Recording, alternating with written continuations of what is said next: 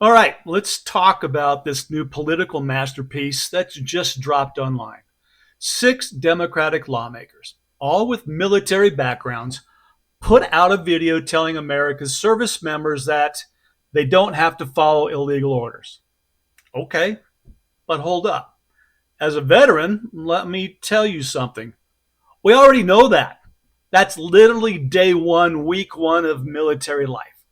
So the real question is, why this video? Why now? Why at all? Because this wasn't for the military. This was for voters.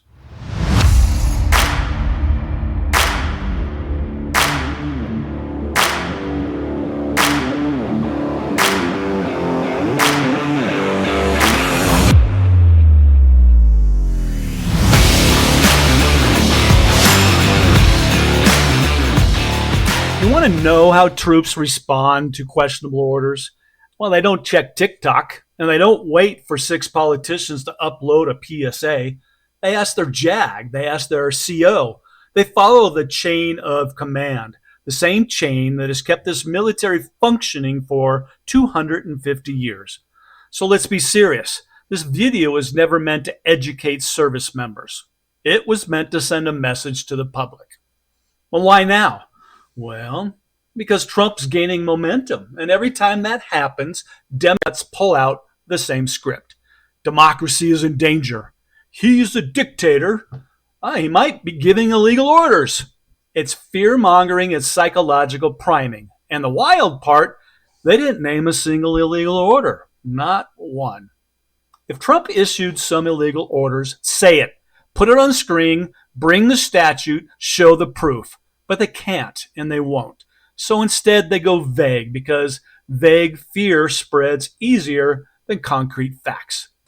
Well, let's peel this back. Politicians do not casually speak directly to the military. That's not normal. That's not routine. That's intention. This video is designed to plant one idea. If Trump gives an order you disagree with politically, maybe it's illegal. That's the poison seed right there. Not educating, not warning, not protecting, but training the public to see Trump as a threat and training troops to second guess their chain of command. That is dangerous. It's reckless, and as a veteran, that crosses a line. The military relies on one thing above all: trust. Trust up, trust down, trust across. Because the moment troops start wondering, is my commander legitimate? Is this even lawful? Because of some political video online, the system cracks. The U.S. military stays strong because it stays apolitical. This video is the opposite of that. It politicizes the one institution that must remain neutral. And that's why it feels treasonous to a lot of vets. Now, Trump fired back, calling it seditious, punishable by death. Classic Trump. Big language, big reaction. I don't agree with it. Was it helpful? No. Is it surprising? No. But here's the truth.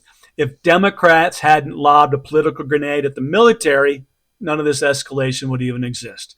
You don't poke a tiger and then act shocked when it roars.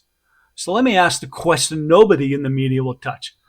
Why did six Democratic veterans feel the need to warn 2 million service members about illegal orders when they can't name a single legal order Trump has ever given?